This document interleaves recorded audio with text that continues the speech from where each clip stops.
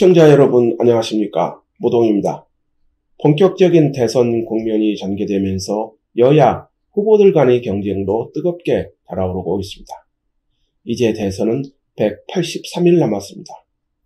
6개월 남은 것입니다. 대선 결과는 과연 어떻게 될까요? 그래서 대권을 차지하기 위한 후보들의 싸움도 치열해지고 있습니다. 역대 어느 대선보다 많은 후보들이 출사표를 던졌습니다. 그렇다면 이번 대선에서 가장 논란의 한가운데에 있는 후보는 누구일까요?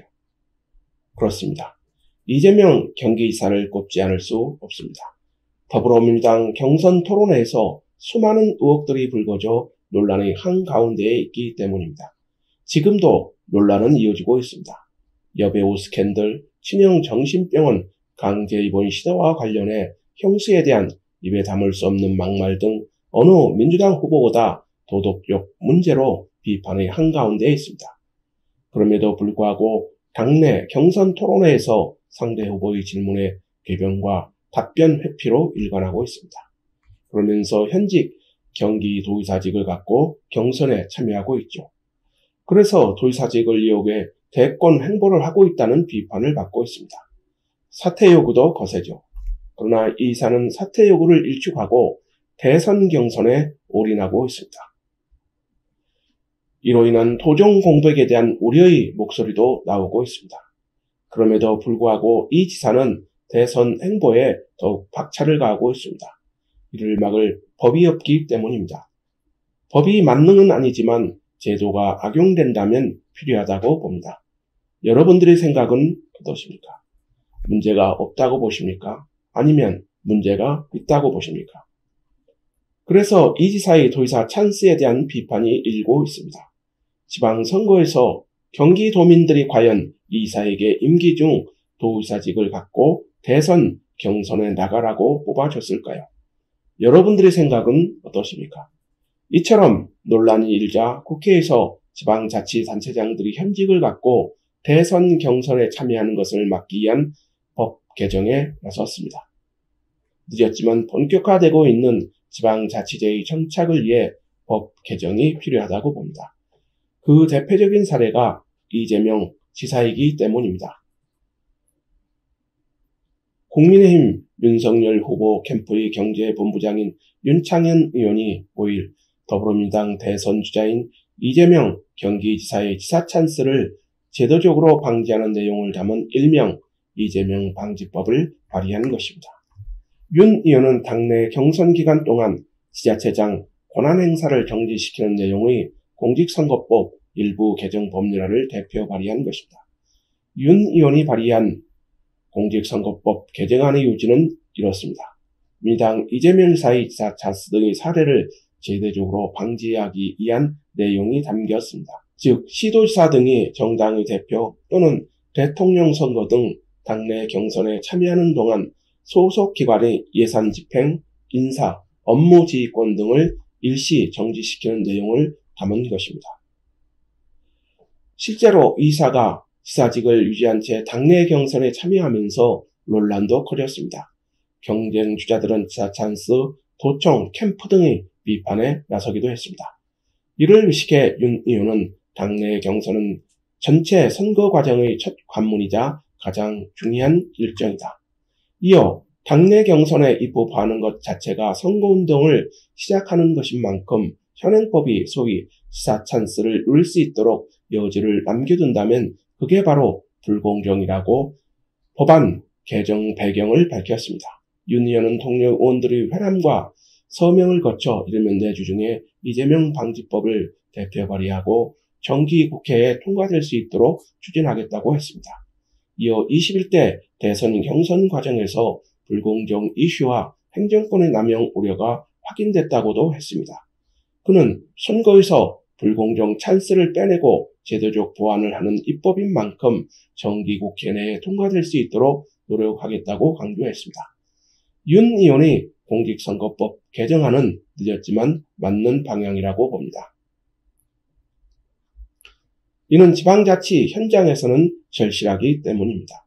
왜냐하면 제왕적 권한을 갖고 있는 지방자치단체장들이 현직을 이용해 대선 경선 등에 참여할 경우 공정한 경선룰이 파괴될 뿐만 아니라 지방자치 정신에도 맞지 않다고 보기 때문입니다. 이는 이재명 지사의 지사 찬스가 이를 압축적으로 입증합니다. 시청자 여러분도 아시다시피 이 지사는 이번 지사 찬스뿐만 아니라 성남시장 재직 시에도 시장 찬스를 써 시민단체와 성남시의회에서 시장직 사퇴 요구를 받았습니다. 이번 이 지사의 지사직 찬스는 이미 예견된 일이었습니다. 이 지사는 2017년 민주당 대선 경선에 참여한 바 있습니다. 그래서 당시 시민단체들은 국회 정론관에서 기자회견과 서명운동을 갖고 당시 이 시장의 사퇴와 법 개정을 촉구한 바 있습니다. 성남시민사회단체협의회는 지난 2017년 3월 14일 국회 정론관에서 지방자치 훼손하는 지방자치단체장의 대권 행보 멈춰라라는 내용의 기자회견을 가진 바 있습니다.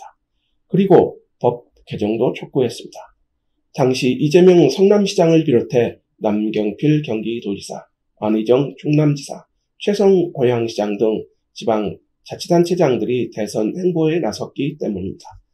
성남시민협은 대선에 출사표를 던진 지방자치단체장들은 지방자치제의 전형을 창출하고 주민차별의 대안을 모색하기보다 총선이나 대선을 의식한 선심행정과 폄하를 의식한 포퓰리즘의 시험장으로 전락할 우려가 있다고 지적했습니다.